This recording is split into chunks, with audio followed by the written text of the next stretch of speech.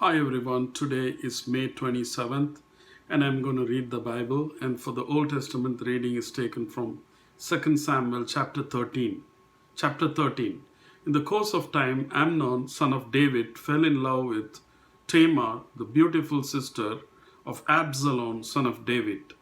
Ammon, because so obsessed with his sister Tamar that he made himself ill. She was a virgin, and it seemed impossible for him to do anything to her. Now Amnon had an advisor named Jonadab, son of Shimeah, David's brother. Jonadab was a very shrewd man. He asked Amnon, "Why do you, the king's son, look so haggard morning after morning? Won't you tell me?" Ammon said to him, "I am in love with Tamar, my brother Absalom's sister." Go to bed and pretend to be ill," Jonadab said. "When your father comes to see you, say to him, 'I would like my sister Tamar to come and give me something to eat. Let her prepare the food in my sight so I may watch her and then eat it from her hand.'" So Amnon lay down and pretended to be ill. When the king came to see him, Amnon said to him, "I would like my sister Tamar to come and make some special bread in my sight, so I may eat from her hand." David sent word to Tamar at the palace, "Go to the house of your brother Amnon and prepare some food for her, food for him." So Tamar went to the house of her brother Amnon, who was lying down. She took some dough, kneaded it, made the bread in his sight and baked it. Then she took the pan and served him the bread, but he refused to eat. "Send everyone out of here," Amnon said. So everyone left him. Then Amnon said to Tamar, "Bring the food here into my bedroom so I may eat from your hand." And Tamar took the bread she had prepared and brought it to her brother Amnon in his bedroom. But when she took it to him to eat, he grabbed her and said, "Come to bed with me, my sister." "So my brother," she said to him, "No, my brother," she said to him, "don't force me. Such a thing should not be done in Israel. Don't do this wicked thing. What about me? Where could I get rid of my disgrace? And what about you? You would be like one of the wicked fools in Israel. Please speak to the king. He will not keep me from being married to you." But he refused to listen to her. And since he was stronger than she, he raped her. Then Amnon hated her with intense hatred. In fact, he hated her more than he had loved her. Amnon said to her, "Get up and get out." "No," she said to him, "sending me away would be a greater wrong than what you have already done to me." But he refused to listen to her. He called his personal servant and said, "Get this woman out of my sight and bolt the door after her." So his servant put her out and bolted the door after her.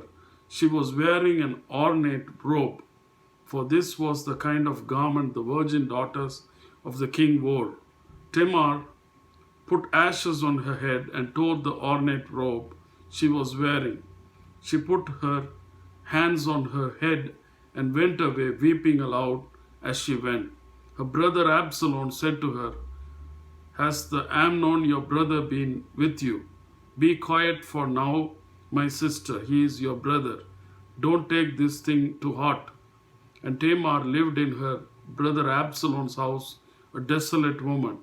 When King David he heard all this, he was furious, and Absalom never said a word to Amnon, either good or bad. He hated Amnon because he had disgraced his sister Tamar.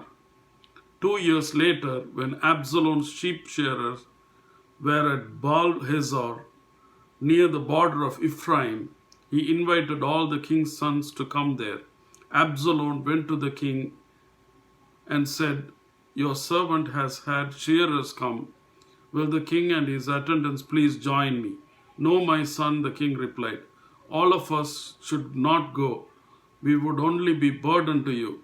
Although Absalom urged him, he still refused to go, but gave him his blessings. Then Absalom said, If not, please let my brother Amnon come with us. The king asked him, Why should he go with you? But Absalom urged him, so he sent with him Amnon and the rest of the king's sons. Absalom ordered his men, Listen, when Amnon is in high spirits from drinking wine, and I say to you, strike Amnon down, then kill him. Don't be afraid. Haven't I given you this order? Be strong and brave. So Absalom's men did to Amnon what Absalom had ordered. Then all the king's sons got up, mounted their mules, and fled. While they were on their way, the report came to David, Absalom has struck down all the king's sons, not one of them is left. The king stood up and tore his clothes and lay down on the ground, and all his attendants stood by with their clothes torn. But Jonadab, son of Shimeah, David's brother, said, My lord should not think that they killed all the princes. Only Amnon is dead. This has been Absalom's express intention ever since the day Amnon raped his sister Tamar. My lord, the king, should not be concerned about the report that all the king's sons are dead. Only Amnon is dead. Meanwhile, Absalom had fled. Now the man standing watch looking up and saw many people on the road west of him, coming down the side of the hill. The watchman went and told the king, I see men in the direction of Horonaim on the side of the hill. Jonadab said to the king, See, the king's sons have come. It has happened just as your servant said. As he finished speaking, the king's son came in, wailing loudly. The king too and all his attendants wept very bitterly. Absalom fled and went to Talmai, son of Ammihud, the king of Geshur. But King David mourned many days for his son. After Absalom fled and went to Geshur, he stayed there 3 years. And King David longed to go to Absalom, for he was consoled concerning Amnon's death. The next reading is taken from the New Testament. The reading is taken from John chapter 7, verses 1 to 26. After this, Jesus went around in Galilee. He did not want to go about in Judea because the Jewish leaders there were looking for a way to kill him. But when the Jewish festival of tabernacles was near, Jesus' brother said to him, Leave Galilee and go to Judea, so that your disciples there may see the works you do. No one who wants to become public figure acts in secret. Since you are doing these things, show yourself to the world. For even his own brothers did not believe in him. Therefore, Jesus told them, My time is not yet here. For you, any time will do. The world cannot hate you, but it hates me because I testify that its works are evil. You go to the festival. I am not going up to this festival because my time has not yet fully come. After he had said this, he stayed in Galilee. However, after his brothers had left for the festival, he went also, not publicly but in secret. Now at the festival, the Jewish leaders were watching for Jesus and asking, Where is he? Among the crowds there was widespread whispering about him. Some said he is a good man. Others replied, No, he deceives the people. But no one would say anything publicly about him for fear of the leaders. Now until halfway through the festival did Jesus go up to the temple courts and begin to teach. The Jews were amazed and asked, How did this man get such learning without having been taught? Jesus answered, My teaching is not my own. It comes from the one who sent me. Anyone who chooses to do the will of God will find out whether my teaching comes from God or whether I speak on my own. Whoever speaks on their own does so to gain personal glory. But he who seeks the glory of the one who sent him is a man of truth. There is nothing false about him. Has not Moses given you the law? Yet not one of you keeps the law. Why are you trying to kill me? You are demon possessed, the crowd answered. Who is trying to kill you? Jesus said to them, I did one miracle and you are all amazed.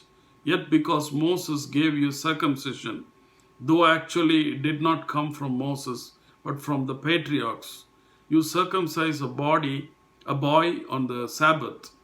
Now if a boy can be circumcised on the Sabbath, so that the law of Moses may not be broken, why are you angry with me for healing a man's whole body on the Sabbath? Stop judging by mere appearances, but instead judge correctly. At that point, some of the people of Jerusalem began to ask, isn't this the man they are trying to kill? Here he is speaking publicly and they are not saying a word to him. Have the authorities really concluded that he is the Messiah? The next reading is taken from Psalms 119, verses 81 to 96. My soul faints with longing for your salvation, but I have put my hope in your word. My eyes fail, looking for your promise. I say, when will you comfort me? Though I am like a wineskin in the smoke, I do not forget your decrees. How long must your servant wait? When will you punish my persecutors? The arrogant dig pits to trap me, contrary to your law. All your commands are trustworthy. Help me, for I am being persecuted without cause. They almost wipe me from the earth, but I have not forsaken your precepts. In your unfailing love, preserve my life, that I may obey the statutes of your mouth. Your word, Lord, is eternal. It stands firm in the heavens. Your faithfulness continues through all generations. You establish the earth and it endures. Your laws endure to this day, for all things serve you. If your law had not been my delight, I would have perished in my affliction. I will never forget your precepts, for by them you have preserved my life. Save me, for I am yours. I have sought out your precepts. The wicked are waiting to destroy me, but I will ponder your statutes. To all perfection I see a limit, but your commands are boundless. The next reading is taken from Proverbs chapter 16, verses 6 and 7. Through love and faithfulness, sin is atoned for.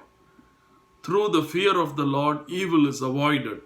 When the Lord takes pleasure in anyone's way, he causes their enemies to make peace with them. Amen.